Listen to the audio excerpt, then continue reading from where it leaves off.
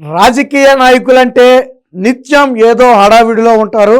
ప్రత్యర్థుల మీద ఎప్పుడు యుద్ధం చేయడంతో పాటు స్థానికుల సమస్యలు పరిష్కరించడంలో కావచ్చు, ఇతర రాజకీయ అంశాల్లో కావచ్చు, ఒక ఇంత ఖాళీ లేని పరిస్థితిలో ఉంటారు. మనకు తెలుసు, ఒక ఎమ్మెల్యేని కలవాలంటే అంత ఈజీగా జరిగే పని కాదు. ఆయనకున్నటువంటి బిజీ షెడ్యూల్ అలాంటిది.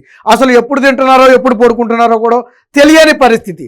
సో అలాంటి ఎమ్మెల్యేలు కూడా ఒక రకంగా కొంతమంది ఎమ్మెల్యేలను చూస్తే మనకు భయం వేస్తుంది. ఎందుకంటే వాళ్ళ ఆకారం కావచ్చు, వాళ్ళ మాట తీరు కావచ్చు, ఆ విధంగా ఉంటుంది, మనకి భయం వేస్తుంది. అలాంటి ఎమ్మెల్యేలు అందరూ కూడా నిన్న జరిగినటువంటి ఒక కార్యక్రమంలో నవ్వులు పూయించారు అంటే నమ్మశక్యం కాదు. వాస్తవానికి నిన్న ఏదో ఎమ్మెల్యేల సాంస్కృతిక కార్యక్రమం అని ఒక ప్రోగ్రాం పెడితే ఆ ఏముందలో ఎవరో నలుగురిని తీసుకొచ్చి ఏదైనా డ్యాన్స్లో స్కిట్లో వేయించి కార్యక్రమాన్ని ముగించేస్తారు, తూతూ మంత్రంగానే భావించారు. కానీ విషయం ఏంటంటే బయట నుంచి ఎవరు రాలా, స్వయంగా ఎమ్మెల్యేలుగా ఉన్నవాళ్లే లేదా మంత్రులుగా ఉన్నవాళ్లే నిన్న స్కిట్స్ వేసి అలరించారు. విచిత్రం ఏంటంటే అసలు ఇది ఎప్పుడు ప్రిపేర్ అయ్యారో కూడా ఎవరికీ తెలియదు.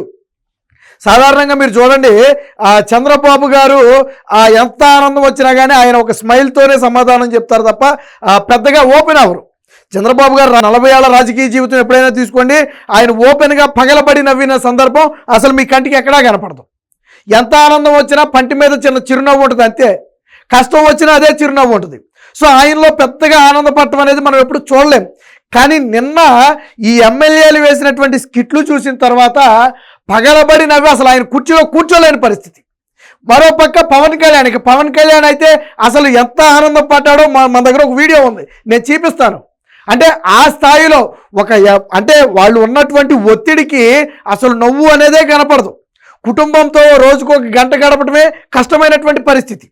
అలాంటి పరిస్థితుల్లో నిన్న జరిగినటువంటి సాంస్కృతిక కార్యక్రమంతో మొత్తం ఒక్కసారిగా మైండ్ అంతా రిలీఫ్ అయిపోయి రాజకీయ ఒత్తిడులన్నీ కూడా తగ్గిపోయి ఏదో స్కూల్ పిల్లలో కాలేజీ పిల్లలో ఏదైనా ప్రోగ్రాం జరిగితే ఎలా ఎంజాయ్ చేస్తారు నవ్వుకుంటూ. సో అలాగే నిన్న ఎమ్మెల్యేలు కానివ్వండి లేదా మినిస్టర్లు కానివ్వండి అందరూ కూడా ఎంజాయ్ చేయడం జరిగింది. ఇవన్నీ కూడా నిన్నటి నుంచి రాత్రి నుంచి సోషల్ మీడియాలో ఒకటే వైరల్. ఆ స్కిట్స్ కూడా సినిమాల్లో కూడా ఈ స్థాయి స్కిట్స్ ఉండవేమో అన్నట్టుగా ఒక అర్థం వచ్చేలాగా బయట జరుగుతున్నటువంటి విషయాలను, వాస్తవ విషయాలను అర్థం వచ్చేలాగా నిన్న స్కిట్స్ చేయడం జరిగింది. సో ఇవన్నీ చూసినటువంటి చంద్రబాబు గారు, పవన్ కళ్యాణ్ ఇరువురు కూడా విపరీతమైనటువంటి నవ్వే. మిగతా అందరూ కూడా నవ్వుకున్నారు. తర్వాత చంద్రబాబు గారు మాట్లాడారు, నా జీవితంలో నేను ఎప్పుడు పరిమితంగా ఉంటాను, లిమిటెడ్గా ఉంటాను, పెద్దగా ఓపెన్ అవ్వను, కానీ ఇక్కడ మాత్రం నేను నవ్వకుండా ఉందామన్నా ఉండలేకపోయినటువంటి ఆ పరిస్థితి చాలా ఆనందంగా ఉందని చెప్పారు. అలాగే పవన్ కళ్యాణ్ కూడా నాకు గబ్బర్ సింగ్ సీన్ గుర్తొచ్చింది నా సినిమాలోది, అప్పుడు కూడా నేను ఇంత నవ్వలేదేమో, ఆ స్థాయిలో నవ్వించారని చెప్పి పవన్ కళ్యాణ్ చెప్పినటువంటి పరిస్థితి. బహుశా చంద్రబాబు గారు ఇంతలా నవ్వటం భువనేశ్వరి గారు కూడా ఎప్పుడూ చూసుండరు. దయచేసి ఈ నవ్విన వీడియోని భువనేశ్వరి గారికి చూపించండి అని చెప్పి పయ్యావుల కేసు నారా లోకేష్ గారికి కూడా చెప్పటం అంటే మీకు ఆ స్థాయిలో నవ్వారు అనటానికి ఇదొక ఉదాహరణ. దీనికి సంబంధించిన ఒక ఆర్టికల్ అయితే వచ్చింది. దీనికంటే ముందు నిన్న చంద్రబాబు గారు, పవన్ కళ్యాణ్ గారు నవ్వినటువంటి వీడియో ఒకటి ఉంది, ఒకసారి చూద్దాం. సో మీరు అనుకోవచ్చు నవ్వటం పెద్ద గొప్ప, అంతగా నవ్వేది ఏముందని మీరు అనుకోవచ్చు. ఒకసారి మీరు నిన్న జరిగినటువంటి కార్యక్రమాన్ని ఏదైనా ఒక దాంట్లో చూడండి, ఒకసారి చూడండి. మీరు ఇంతలా చంద్రబాబు గారు, పవన్ కళ్యాణ్ గారు నవ్వడం ఎప్పుడైనా చూసారా? సరే, పవన్ కళ్యాణ్ గారు కొన్ని సందర్భాల్లో నవ్వితే నవ్వుండొచ్చు, బట్ చంద్రబాబు గారు ఏ సందర్భంలో కూడా ఆ స్థాయిలో నవ్వాల. ఒకసారి ఈ వీడియో చూడండి, మీకే అర్థమవుద్ది ఏ స్థాయిలో నవ్వుతారో. ఒకసారి మీరు ఈ వీడియో చూడండి, ఒకసారి చూడండి. మీరు అసలు నవ్వులు అనేది ఎక్కడ ఆగట్లా చూడండి. చంద్రబాబు గారు చెయ్యి అడ్డం పెట్టుకుని మరీ నవ్వే పరిస్థితి. ఈ వీడియోలు మీకు ఎక్కడా కనపడవు. మనం ఎందుకు అంతలా మాట్లాడుకోవాల్సి వచ్చిందంటే మీకు ఆ వీడియోలు ఎక్కడా కనపడవు.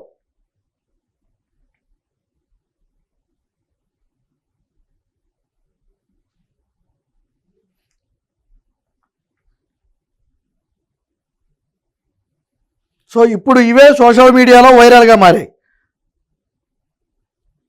ఆ కుర్చీలో కూడా కూర్చోలేని పరిస్థితి వచ్చింది. సో ఆ స్థాయిలో ఏం జరిగిందంటే ఎమ్మెల్యేలు అలరించారు. అయితే చంద్రబాబు గారు సెలెక్ట్ కూడా వేశారు. వాస్తవానికి దీనికి ముందు క్రీడా పోటీలు కూడా జరిగాయి.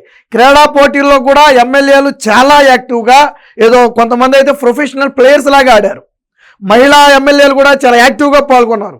అయితే క్రీడల్లో మహిళా ఎమ్మెల్యేలు పాల్గొన్నారు, కానీ సాంస్కృతిక కార్యక్రమాల్లో నిన్న మహిళా ఎమ్మెల్యేలు పెద్దగా పార్టిసిపేట్ చేయలేదు. దానికి చంద్రబాబు గారు కూడా చెప్పారు, వచ్చే ఏడాది నిర్వహించే ఇలాంటి కార్యక్రమానికి ఖచ్చితంగా మహిళా ఎమ్మెల్యేలు కూడా ఇలాంటి సాంస్కృతిక కార్యక్రమాలకు ప్రిపేర్ అయి రావాలని చెప్పి చెప్పడం జరిగింది. అయ్యన్న పాత్రుడు గారు కోరారు స్పీకర్ గారు, వచ్చే ఏడాది కూడా ఈ కార్యక్రమాన్ని నిర్వహించాలని ఇప్పుడే అడగడం జరిగింది. దానికి చంద్రబాబు గారు వెంటనే ఓకే చెప్పారు. ఇలాంటి ఒక అద్భుతమైనటువంటి కార్యక్రమాన్ని నిర్వహించడానికి మాకేం ఇబ్బంది లేదు, మీరు ఎన్నిసార్లు కావాలంటే అన్నిసార్లు మేము నిర్వహించడానికి సిద్ధంగా ఉన్నాం. ఇంత ఒత్తిడి జీవితంలో, ఇంత బిజీ లైఫ్లో ఇలా కాసేపు నవ్వుకోవడం అనేది సాధారణమైన విషయం కాదు, ఆరోగ్యానికి కూడా మంచిదని చెప్పి నిన్న చంద్రబాబు గారు చెప్పారు. నిన్న జరిగినటువంటి స్కిట్లు ఏంటనేది ఒకసారి నేను రఫ్గా వివరించుతాను, ఒకసారి చూడండి. సాధారణంగా జోలకంటి బ్రహ్మానంద రెడ్డి అంటే కొంచెం అందరూ భయపడతారు, ఆయన ఏరియా అలాంటిది, అందులో ఆయన కొద్దిగా గంభీరంగా ఆయన మాట ఉంటుంది. కానీ నిన్న అలాంటి జోలకంటి బ్రహ్మానంద రెడ్డి అలాగే జీవి ఆంజనేయులు ఒక స్కిట్ వేశారు. సో అద్భుతంగా నవ్వులు పండించారు. నాకు తెలిసి అత్యధికంగా నవ్వినటువంటి స్కిట్లలో ఇది ఒకటి. ఏంటి కాన్సెప్ట్ అంటే, జీవి ఆంజనేయులు గారు ఎమ్మెల్యే, బ్రహ్మానంద రెడ్డి గారు ఒక టీడీపీ కార్యకర్త. సో ఈ టీడీపీ కార్యకర్త కొడుకు ఇంజనీరింగ్ సీట్ ఇవ్వాలి. వాస్తవానికి అది పెద్ద సమస్య కాదు. సరే బాబు, ఎంత ర్యాంక్ వచ్చింది ఏంటి, ఏ కాలేజీలో నీ సీట్ కావాలని అడుగుతాడు. సరే అడిగితే ఏదో కాలేజీల పేర్లు చెప్తాడు. సరే ర్యాంక్ ఎంత వచ్చిందంటే ర్యాంక్ అంటే తరగొక్కుంటుంటాడు బ్రహ్మానంద రెడ్డి గారు. ఏంట్రా బాబు తరగొక్కుంటున్నావంటే ఆయన అప్పుడు చెప్తాడు, ర్యాంక్ రాలేదు, మా వాడు 2 సబ్జెక్టులు తెప్పాడు అని. నీ దొంపదాకా సబ్జెక్టులు తప్పితే ఇంజనీరింగ్ సీట్ ఎలాగెత్తారా నాయన, ఇంజనీరింగ్ సీట్ ఇవ్వడం కుదరదని జీవి ఆంజనేయులు చెప్తే అప్పుడు బ్రహ్మానందరికి కోపం వద్ది. మీరు మమ్మల్ని ఓట్లకు వాడుకున్నారు, మేము మీ వెనకాల జెండా పట్టుకు తిరిగాం, మాకు సీట్ ఎందుకు ఎవరని అడుగుతారు. నువ్వు తిరిగావురా, మాకు కష్టపడ్డావు కరెక్టే, కానీ ఇంజనీరింగ్ సీట్ అంటే పాస్ అవ్వాలరా, దానికి సీట్ రావాలి. అసలే నారా లోకేష్ గారేమో అన్ని రూల్స్ అండ్ రెగ్యులేషన్స్ స్ట్రిక్ట్గా ఉండాలంటాడు. ఓ పని చేయమను, మీ వాడిని వచ్చే ఏడాది రాయమను, సీట్ వస్తే నేనే ఇప్పిస్తానని చెప్తాడు. అబ్బాయి కుదరదు, ఇప్పుడే కావాలంటాడు. పైగా ఏమంటాడు, ఇప్పుడు ఎలాగిస్తావరా, అసలు మనకు అది ఎలా సాధ్యం అంటే బ్రహ్మానంద రెడ్డి అడుగుతాడంటే టీడీపీ కార్యకర్త అడుగుతాడు, నారాయణ కాలేజ్ ఎవరిదండి, గీతం ఎవరిదండి, ఎన్ఆర్ఐ ఎవరిదండి, మరి నేను ఎవరిదండి, ఈ కాలేజీలన్నీ మనవి అయినప్పుడు నాకు ఒక సీట్ ఇవ్వలేరా అని అడుగుతారు. బాబు, కాలేజీలన్నీ మనయే అయినా సీటు రావాలి అంటే ముందు పాస్ అవ్వాలరా, ఎగ్జామ్ పాస్ అవ్వాలి, ఎంట్రన్స్ టెస్ట్ పాస్ అవ్వాలి, దానికి ఒక ప్రొసీజర్ ఉంటుంది. నారా లోకేష్ గారేమో ఒప్పుకోడు, నువ్వేం ఫోన్ చేయంటే ఆయన ఏమో నన్ను తిడతాడు అని చెప్పి అంటే ఈ టైపు ఒక కామెడీని పండించారు. ఒక టీడీపీ మళ్ళీ ఏమంటాడు, వస్తారు కదా పంచాయతీ ఎన్నికలకు ఓట్లు అడుగుతారు కదా, అప్పుడు చెప్తా, మీరు మా పిల్లోడికి సీట్ ఇవ్వలేదు కదా, నేను అప్పుడు చెప్తా. అంటే ఒక అమాయకత్వపు తల్లిదండ్రులు ఒకవేళ తెలియకపోతే ఏ విధంగా మాట్లాడితే ఎలా ఉంటుంది అనేది కేవలం నవ్వించడం కోసం చేసింది. సో ఇదో టైప్ స్కిట్.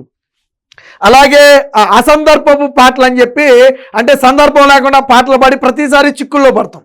సో ఈ టైప్ ఒకటి చేశారు. రఘురామకృష్ణరాజు గారు నిన్న అన్న ఎన్టీఆర్ గారు డైలాగులు చెప్పి అందరినీ కూడా అలరించినటువంటి పరిస్థితి. సో ఇలా 1 కాదు 2 కాదు అనేక మాటలైతే పాడారు. సో ఎమ్మెల్యేల స్కిట్లు చూస్తున్నంతసేపు చంద్రబాబు పవన్ కళ్యాణ్ నవ్వు ఆపుకోలేకపోయారు. అసందర్భపు పాట స్కిట్ చూస్తున్నంతసేపు కూడా నవ్వుతూనే ఉన్నారని సీఎం చెప్పారు. ఈ స్కిట్లో రాలిపోయే పువ్వ అనే పాట తన గుండెల్లో ఉంటుందని పవన్ కళ్యాణ్ అయితే వివరించారు. పయ్యావులు కేశవ్ గారు మాట్లాడుతూ లోకేష్ గారికి చెప్పారు, లోకేష్ గారు నాకు చిన్న విజ్ఞప్తి అండి, చంద్రబాబు గారు ఎంతలా నవ్వడం మేము చూడలేదంటే భువనేశ్వర్ గారు కూడా చూసి ఉంటారు. ఇప్పుడు దయచేసి ఒక్కసారి ఈ వీడియోని భువనేశ్వర్ గారికి చూపించండి, ఆవిడ కూడా ఆనందపడతారని చెప్పి నారా లోకేష్ గారికి చెప్తే లోకేష్ గారు కూడా నిన్న నవ్వటం.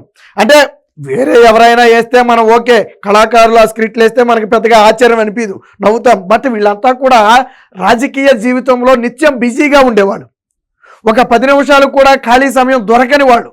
ఒక పక్క ప్రతిపక్షం, ఒక పక్క అటుపక్క ప్రత్యర్థులతో యుద్ధం చేయాలి, మరో పక్క ప్రభుత్వ కార్యక్రమాలు అమలు చేయాలి, ఇంకో పక్క పార్టీ కార్యకర్తలను చూసుకోవాలి, నియోజకవర్గ సమస్యలను చూసుకోవాలి. ఇలా 1 కాదు 2 కాదు అనేక సమస్యలు ఉంటాయి వాళ్ళకి. అలాంటి బిజీ షెడ్యూల్లో కూడా నిన్న జరిగినటువంటి ఈ కార్యక్రమం ఏదైతే ఉందో, అసలు నాకు తెలిసి ఇప్పటి వరకు ఇలాంటి అద్భుత కార్యక్రమం జరగలేదు. వాస్తవానికి నిన్న ఎమ్మెల్యేలు అందరూ పాల్గొంటారని ఎవరు ఊహించలా. విచిత్రం ఏంటంటే ఇవంతా కూడా ప్రిపేర్ అయ్యి వచ్చినటువంటి స్కిట్లు. మరి ఆ స్థాయిలో ఎలా ప్రిపేర్ అయ్యారో, ఎప్పుడు ప్రిపేర్ అయ్యారో కూడా నేను ఇందాకే చెప్పా, అసలు సమయమే ఉండదు, కానీ ప్రిపేర్ అయ్యి వచ్చారు. అద్భుతంగా పండించారు. అది వాస్తవానికి మనం కొద్ది దూరం నుంచి చూసి వాళ్ళని గుర్తుపట్టకపోతే ఎవరో ప్రొఫెషనల్స్ ఇందులో అనుభవం ఉన్న వాళ్ళ స్కిట్ వేస్తున్నారేమో అన్న స్థాయిలో నిన్న నవ్వులను అయితే పండించారు. ఏది ఏమైనా మొత్తంగా నిన్న ఎమ్మెల్యేలు అందరూ కూడా పగలబడి నవ్వటం అనేది ఖచ్చితంగా శుభపరిణామం. ఇదే కార్యక్రమాన్ని ఈ ఏడాదే కాదు వచ్చే ఏడాది కూడా నిర్వహిస్తామని చంద్రబాబు గారు హామీ ఇచ్చారు.